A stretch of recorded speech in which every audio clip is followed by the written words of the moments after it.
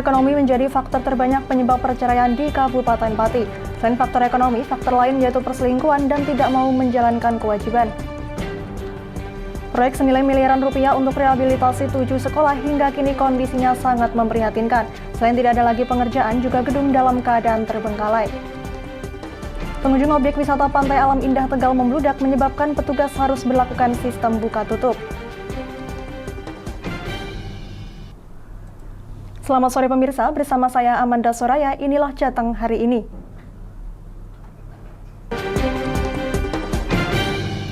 Proyek senilai miliaran rupiah untuk rehabilitasi 7 sekolah yang ada di Kabupaten Batang, Jawa Tengah saat ini kondisinya mangkrak. Ya, akibat dari kejadian tersebut, para pelajar dari 6 sekolah dasar dan 1 sekolah menengah pertama terlantar dan harus melangsungkan pembelajaran tatap muka di pengungsian.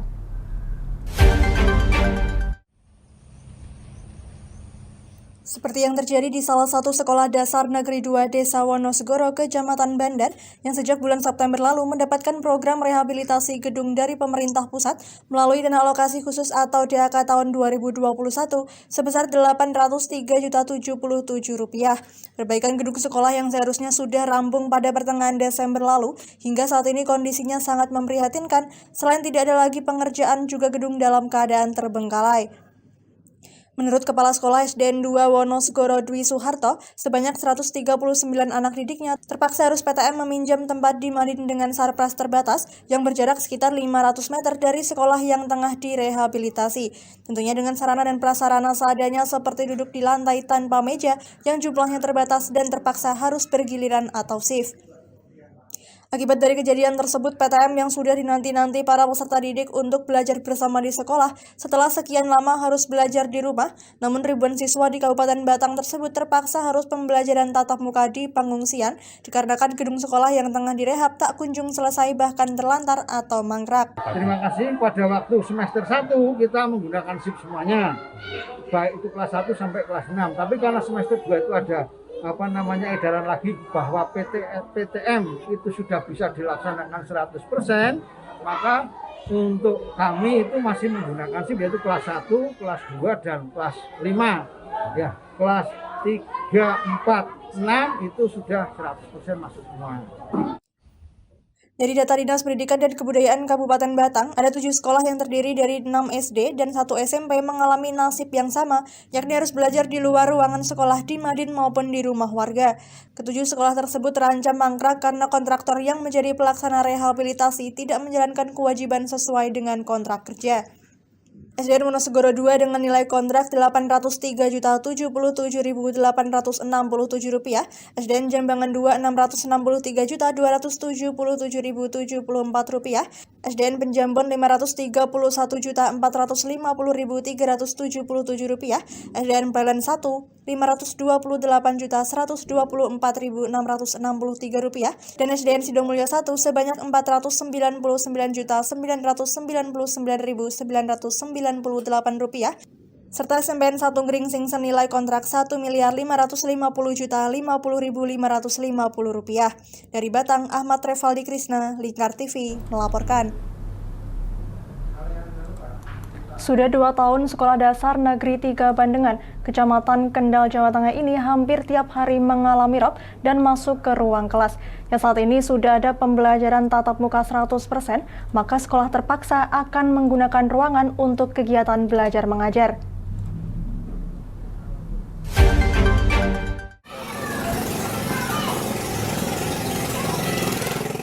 Seperti ini kondisi sekolah yang sudah 2 tahun ini hampir tiap hari kemasukan air pasang dari laut.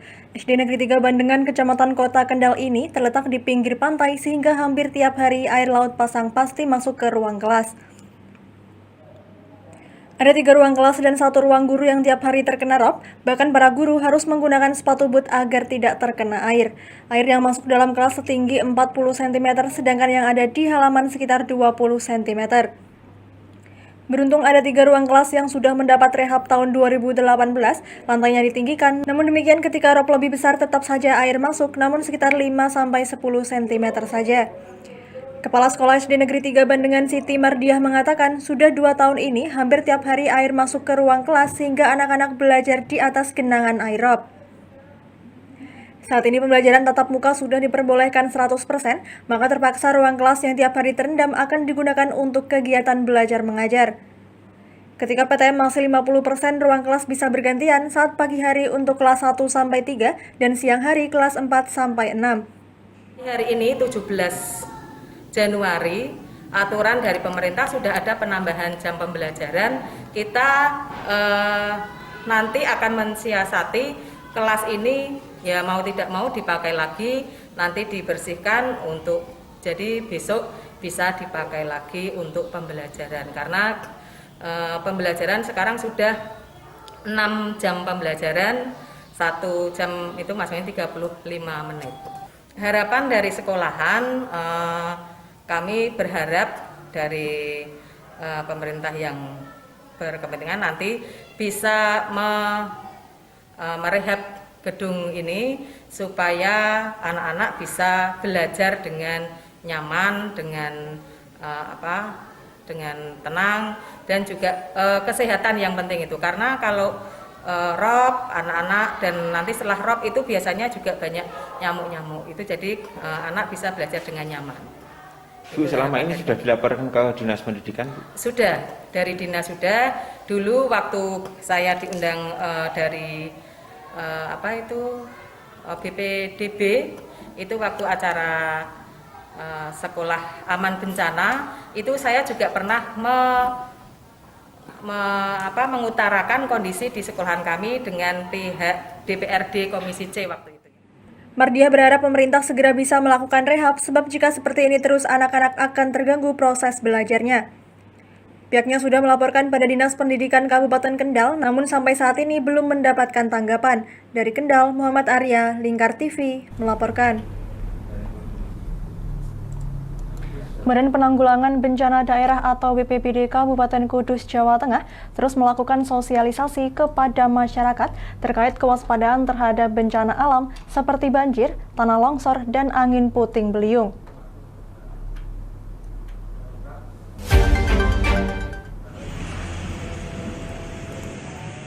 Warga Kudus yang tinggal di wilayah rawan bencana diminta untuk mulai siaga dan waspada. Pasalnya curah hujan di Kota Kretek hingga kini masih berpotensi tinggi. BPBD Kabupaten Kudus mengimbau warga untuk antisipasi dengan menandai titik mana yang rawan terjadi bencana. Dengan begitu ketika terjadi bencana alam yang tiba-tiba dan membutuhkan evakuasi, prosesnya bisa cepat dilakukan. Itu sebentar lagi kan kami akan membuat cekdam. Itu seperti apa Pak Cik? Cekdam itu buat tanggul-tanggul di atas, di aliran daerah aliran sungai yang atas. Karena kalau yang bawah dibuat cekdam dengan batu, dengan berocong, nanti ya terus bahaya. Ini buat cekdam itu di atas, sehingga sebelum bebatuan, sebelum air ini masuk ke sungai utama, makanya daerah aliran sungai ya, di atas kalau di Wonosobo. Sebelum mereka air sama batu itu masuk ke daerah, kita cegat dulu di atas, sehingga nanti air ini di bawahnya akan pelan juga, jadi tidak terjadi banjir. Jadi di sana itu untuk antisipasi dengan penanganan. Kemudian kami akan minta desa untuk mengajukan surat ke BPWS untuk nanti penelitian tanggul di desa-desa itu. Ya, rawan-rawan itu. Ya, sehingga mana yang menunjukkan tanda-tanda yang saya sampaikan tadi untuk segera ditindaklanjuti dan seperti itu. Jadi kita sebelum ada kejadian lanjutan kita kembalikan ke normal, tapi kalau perlu dikuati dan seperti itu. Adapun daerah yang rawan yaitu desa-desa di Kecamatan Dawe dan Gebok seperti Desa Ternadi, Rahtawu, hingga Japan memiliki potensi bencana longsor. Sementara di Kecamatan Jati, Jekulo, Mejobo, Undaan, dan Kaliwungu seperti Desa Jatiwetan, Setrokalangan, hingga Gulen Tepus dan Kesambi memiliki potensi banjir.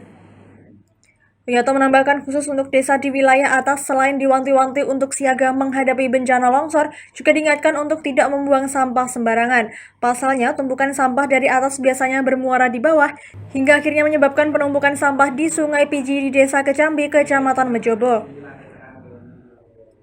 Kita juga melakukan penguatan kapasitas ke teman-teman relawan, sehingga nanti pada saat terjadi bencana, teman-teman relawan sudah ada bekal dan pengetahuan apa yang harus saya perbuat, bagaimana cara berbuat itu sudah kita kondisikan. dan juga mungkin juga kita lakukan komunikasi dengan teman-teman dan harapan kita tidak hanya itu di teman-teman relawan tapi OPD dan juga masyarakat bisa terlibat semuanya. Dan baik perahu karet, ada pelampung, dan pada musim hujan ini kita sensor sudah kita siapkan, kita berusaha untuk ready sehingga pada saat terjadi bencana saat ini mungkin yang banjir masih relatif kecil ya.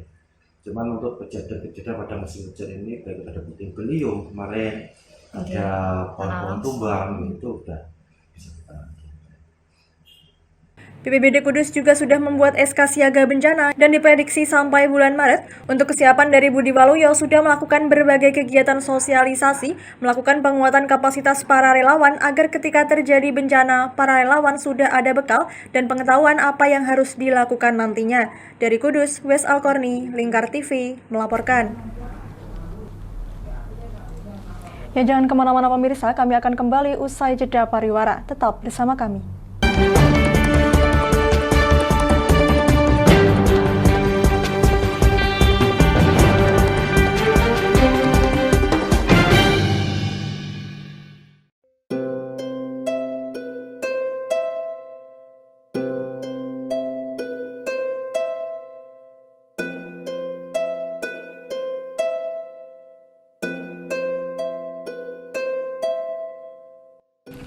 Wah iki yo siaran TV apik temenan.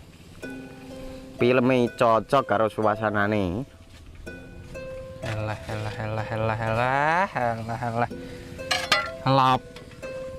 bro ngene iki awan-awan kok. Iki lho nonton TV, Kang. Wah, kenal nedan kowe wong kenang delok HP kok delok TV piye? Wah kurang update kowe iki, Kang. Lho maksudnya piye kok ngarani aku update itu? Iki lho delok aku nonton TV tenan. Apa kira nonton HP? Wong delok HP ngono kenal nedan apa iki? Iki lho delok siarane. Lho, kok iso ya? Yo TV apa? Jenenge Lingkar TV, Kang. Saiki erane TV kok ngene iki. Kok Lingkar TV nek dia awak dhewe panggone iso nonton TV lewat HP. Kok ngene iki. Ana film-film ngene iku ya? Iya, filme apik-apik kaya ngene iki. Nah, awak dhewe nek sawah leren mbut gawe iso leren ndelok film-film ngene iki. Padha iso ngene iku. Iso, ora ketinggalan karo cah-cah kae. Lho. HP ku kok ora iso tak nggo ngono piye carane iki? Iki lho Rip, tak doi carane. Piye? Kowe buka Play Store. Play Store, Mas. Yo iku pokoke. Play Store apa? Ketik Lingkar TV. Engko lek wis ngono, klik install. Nah, engko wis ana metu menune Lingkar TV karek ndelok siaran apa ae. Film-filme apik-apik. Berarti film channel Lingkar TV metu nang kene kabeh ra? Iso. Filme wah cocok karo suasana cara didelok ya. Oh, wis iki iso iki. Iya metu kabeh ngene TV wah. Iya. Kondiange ya. Mangkane Lingkar TV filme apik-apik kabeh. Iya, aku ngene kok lagi reti iki malah. Sekolo Iya. ana bocah-bocah ajak ndelok. Heeh, ben seru nang kene ya, kawan. Wabek. Rene lo. Tak deloki apik-apik ana film Jos iki.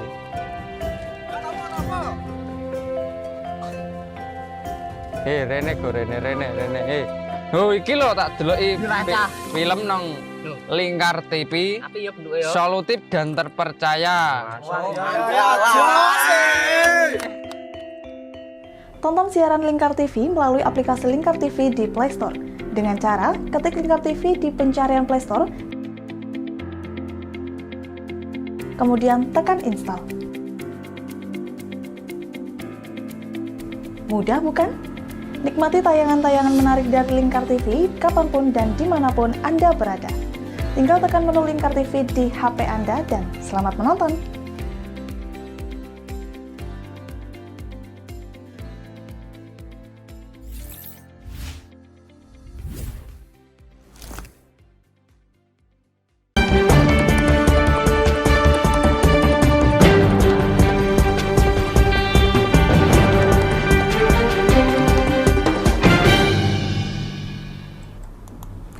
Pengadilan Agama Kabupaten Pati mencatat faktor ekonomi menjadi mayoritas penyebab perceraian di Kabupaten Pati.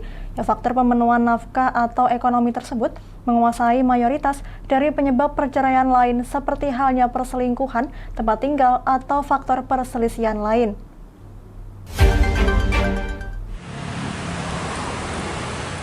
Ditemui di ruang media center Pengadilan Agama Kabupaten Pati pada tempo hari, Humas Pengadilan Agama Kabupaten Pati Sutio mengungkapkan bahwa saat ini terdapat 75 sampai dengan 76% penyebab perceraian yang masuk di Pengadilan Agama Kabupaten Pati merupakan faktor ekonomi. Pihaknya menyebut bahwa faktor pemenuhan nafkah atau ekonomi menjadi mayoritas penyebab perceraian pasangan suami istri di Kabupaten Pati. Selain faktor ekonomi, terdapat faktor lain seperti perselingkuhan, faktor tempat tinggal, maupun faktor tidak mau menjalankan kewajiban suami atau istri menjadi faktor yang lain. Sutio Humas Pengadilan Agama Kabupaten Pati mencatat faktor perselingkuhan jika dipresentasikan sekitar 10%, sedangkan sisanya pihaknya mengungkapkan terdapat faktor yang lain seperti jarak suami istri maupun faktor tidak mau menjalankan kewajiban. Ini memang faktanya di persidangan ini terungkap bahwa rata-rata sampai perkara itu terjadi pertengkaran perselisihan di antara pasangan suami istri itu karena memang sang suami belum mampu mencukupi kebutuhan nafkah.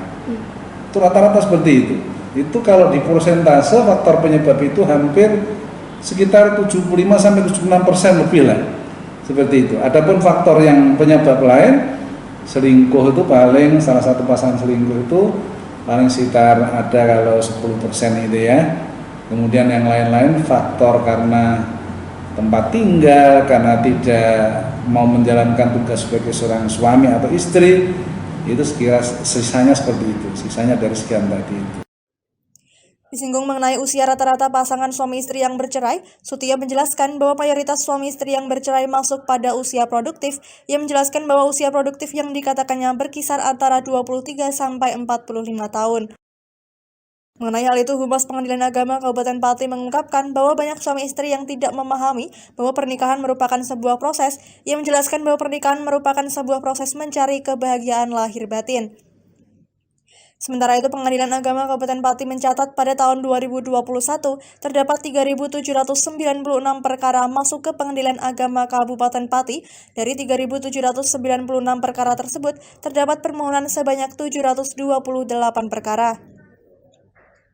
Permohonan tersebut dikatakan Sutio terdiri dari bermacam-macam seperti dispensasi kawin, isbat nikah, dan lain sebagainya. Dari Pati, Fajar Mukti, Lingkar TV, melaporkan. RMI NU bersama dengan DPC Partai Persatuan Pembangunan mengadakan halakoh bersama dengan para pengurus pondok pesantren di Kabupaten Pati. Ya, halakoh tersebut membahas tentang rancangan peraturan daerah atau Raperda pesantren di Kabupaten Pati.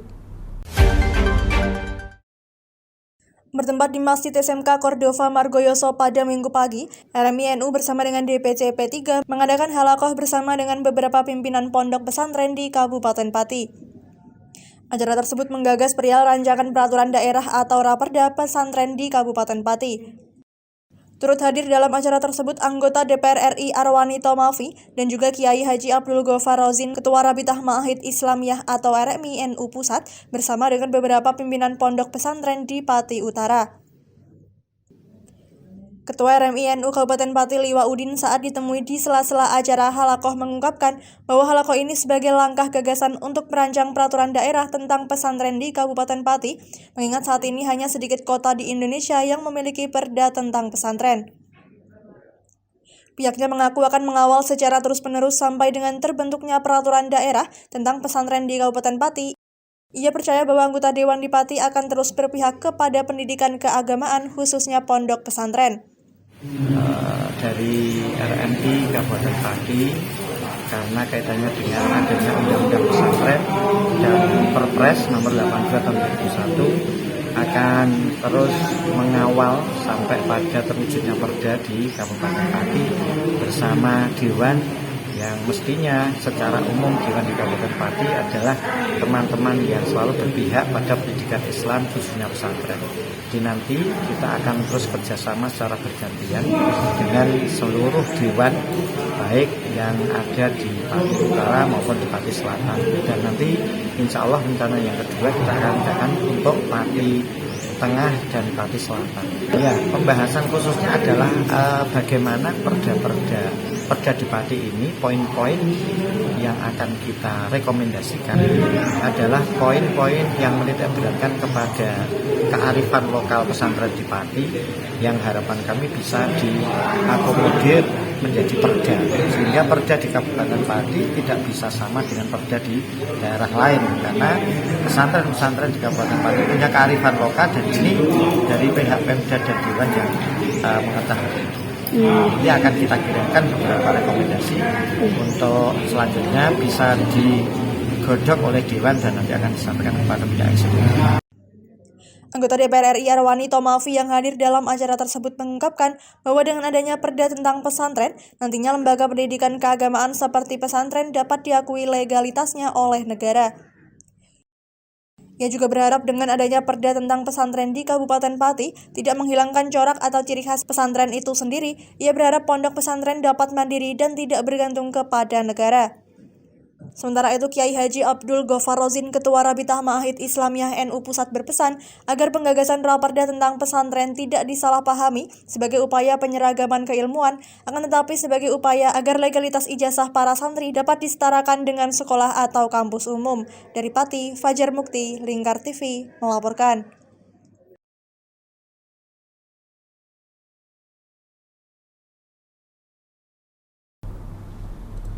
Ya, kami masih akan kembali pemirsa, tetap bersama kami di Jateng hari ini.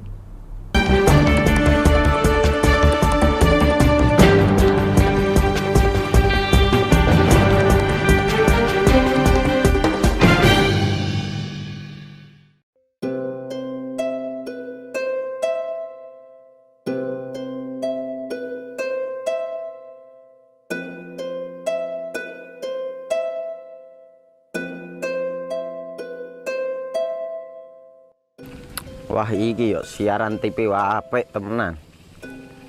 Filme cocok karo suasanane.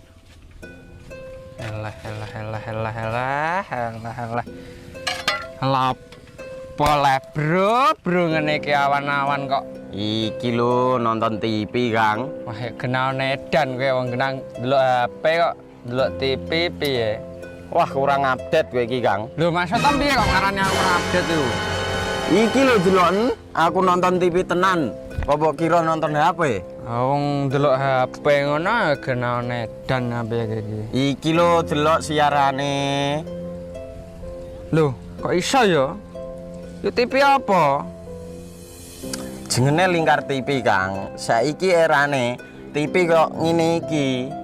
Kok Lingkar TV nek dia awak dhewe panggone iso nonton TV lewat HP. Kok ngene iki. Ana film-film ngene iku ya? Iya, filme apik-apik kaya ngene iki. Awak dhewe nek sawah leren mbut gawe iso leren delok film-film ngene iki. Padha iso ngene iku. Iso, ora ketinggalan karo cah-cah kae. Duh. HP ku kok ora iso tak nggo ngono piye carane iki? Iki lho Rip, tak doi carane. Piye? Kowe buka Play Store. Play Store, Mas. Yo iku pokoke. Play Store apa? Ketik Lingkar TV. Engko lek wis ngono, klik install. Nah, engko wis ana metu menune Lingkar TV karek ndelok siaran apa ae. Film-filme apik-apik. Berarti film channel Lingkar TV metu nang kene kabeh ra? Iso. Filme wah cocok karo suasana cara didelok ngene. Oh, wis iki iso iki. Iya metu kabeh ngene TV-TV wah. Iya. Kondiange ya. Mangkane Lingkar TV filme apik-apik kabeh. Iya, aku ngene kok. Lagi reti iki aku malah. Sekolah Iya. ana bocah-bocah ajak delok. Ben seru nang kene ya, Wan. Wabek. Rene lo. Tak deloki apik-apik ana film Josh iki.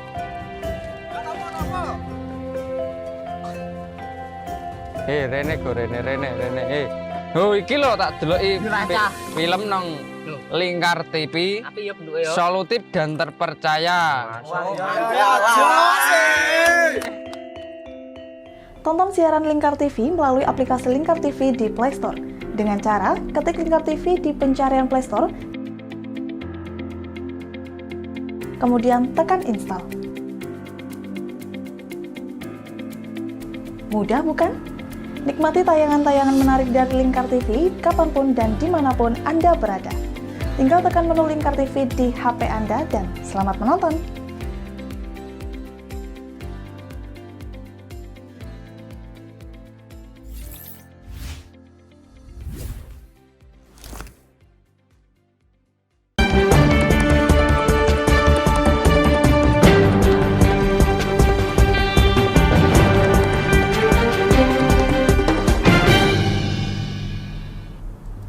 Ya, Anda masih bersama Jateng hari ini pemirsa. Pasar Legi Kota Solo tidak lama lagi akan diresmikan. Wali Kota Solo menyebut bahwa sejumlah persiapan, diantaranya penyelesaian beberapa persoalan telah dikebut untuk diselesaikan. Hal tersebut mencuat saat Dirjen Cipta Karya Diana Kusumastuti didampingi Wali Kota Solo Gibran Raka Buming Raka meninjau kesiapan Pasar Legi sebelum diresmikan pada 20 Januari 2022 mendatang. Atas dasar tinjauan yang dilakukan, ada sejumlah masukan unek-unek dan temuan yang akan segera diselesaikan oleh pemerintah Kota Solo maupun Kementerian PUPR, mengingat masih ada masa pemeliharaan selama 6 bulan. Menurut Gibran, para pedagang harus mampu beradaptasi untuk kebaikan semua pihak. Dengan bangunan pasar yang baru, Pasar Legi dengan dagangan dan pengunjung akan semakin banyak transaksinya karena kondisi pasar yang bersih, terang dengan berbagai fasilitas yang membuat kenyamanan dan kegiatan jual beli berlangsung dengan baik. Dengan beroperasinya kegiatan perdagangan di Pasar Legi, lanjut Wali Kota, kegiatan ekonomi akan tambah ramai. Gibran mengungkapkan yang terpenting penjual bisa berjualan dan untuk permasalahan teknis seperti tangga licin, blower yang berisik akan segera ditangani. Kan sudah disepakati lokasi-lokasinya di mana, kios-kiosnya di mana. Ini makanya tadi gunanya apa? Kita masuk ke dalam, lihat-lihat kekurangannya yaitu. Ya ini udah kita tampung semua kok, yang masalah exhaust fan yang berisik, masalah yang tampias, itu nanti kita perbaiki. Solusi jangka pendeknya apa Mas? Untuk dipasang ini apa untuk yang biar lebih kedap suara. Nanti kita carikan solusi. Kalau tampiasnya apa, dipasangi kere apa gimana? Enggak, kalau nanti sudah ini, nanti didesainkan kanopi ya. Untuk kios dan los jatah pedagang tidak akan dilakukan pemindahan dan sudah ditetapkan, semua pedagang harus menyesuaikan dengan desain Pasar Legi yang baru ini. Wali Kota Gibran tak lupa menyampaikan apresiasi pada para pedagang yang sudah kooperatif dan diharapkan para penjual memiliki mindset baru dengan ikut menjaga kebersihan pasar. Ini sekali lagi terima kasih untuk semua pedagang Pasar Legi yang sudah kooperatif, kompak, tapi mohon ini di tempat yang baru, di tempat yang sudah bagus, dibangun dengan sangat megah ini, mindsetnya juga harus berubah, harus lebih bersih, resian. Kalau ada sampah diangkat, jangan misalnya motong bawang di tengah jalan terus sampai ora dijipuk, itu salah. Ini harus ada mindset baru. Terus ada tadi apa, pipa sprinkle untuk centelan kandang manuk, itu ya salah. Harus ingat loh, dulu kebakarannya karena apa loh? Ini kita kasih sprinkle tapi ya jadi kayak kandang manuk. Itu loh. Dalam masa pemeliharaan, pedagang diminta beradaptasi dengan bangunan baru berkonsep green building. Untuk bongkar muat barang sudah didesain sedemikian rupa dengan kendaraan pengangkut jenis pick-up, bukan dengan truk atau kendaraan besar. Dari Solo, tim Lingkar TV melaporkan. Pengunjung objek wisata Pantai Alam Indah Kota Tegal, Jawa Tengah membludak sepanjang siang. Ya, petugas pun memberlakukan sistem buka tutup di pintu masuk untuk menghindari kerumunan pengunjung. Para pengunjung yang datang ke objek wisata Pantai Alam Indah Kota Tegal ini bahkan sudah mulai berdatangan sejak pagi hingga Minggu sore. Mereka datang bukan hanya dari Kota Tegal, tapi juga warga dari luar daerah Kota Tegal. Umumnya para wisatawan domestik ini datang bersama keluarga untuk menikmati liburan di destinasi unggulan Kota Tegal ini. Ada sejumlah wahana yang bisa dinikmati di dalam objek wisata Pantai Alam Indah Kota Bahari ini. Selain pengunjung bisa bermain-main di pantai, duduk-duduk di bawah rimbunya pepohonan, juga ada wahana dermaga apung yang relatif masih baru. Seorang pengunjung Kusyanto mengaku sudah 3 kali berkunjung ke objek wisata Pantai Alam Indah Kota Tegal dan tidak merasa bosan karena selain harga tiketnya murah juga jarak dari rumahnya yang tidak terlalu jauh. Kusyanto menuturkan datang bersama istri dan anak-anak karena ingin membahagiakan anak-anak dan juga istrinya. Ia sekeluarga datang dari Desa Sikancil, Kecamatan Larangan, Kabupaten Brebes. Kalau saya sudah 3 kali sini. Ya. Ini apa melihat Pak ini gimana? Bagus ya, bagus. Apa ya? Murah, dekat lagi gitu ya. Yang penting anak bahagia, keluarga ceria, itu aja. Kepala Bidang Dinas Kepemudaan dan Olahraga dan Pariwisata Kota Tegal, Maman Suherman menyampaikan Kota Tegal saat ini masuk dalam PPKM level 2 sehingga sesuai aturan pihaknya melakukan protokol kesehatan secara ketat. Maman menyebut pihaknya juga melakukan sistem buka tutup pintu terhadap para pengunjung. Jika di dalam sudah penuh, gerbang pintu depan akan ditutup. Nanti jika yang di dalam pengunjungnya sudah keluar, baru akan dibuka lagi. Kami menghormati level 2 PPKM aturannya sesuai dengan inwal wali kota untuk setiap tempat pariwisata kapasitas pengunjung sekitar 50% itu. Maman memperkirakan pengunjung yang datang ke objek wisata Pantai Alam Indah Kota Tegal terutama pada hari-hari libur cukup banyak, lebih dari 3.000 pengunjung. Dari Tegal, Gus Fadilah, Lingkar TV melaporkan. Ya, berita tadi sekaligus menutup kebersamaan kita kali ini. Terus saksikan Jateng hari ini setiap pukul 17 waktu Indonesia Barat hanya di Lingkar TV. Akhirnya saya Amanda Soraya, mewakili seluruh kerabat kerja yang bertugas, pamit dari hadapan Anda. Terima kasih dan sampai jumpa.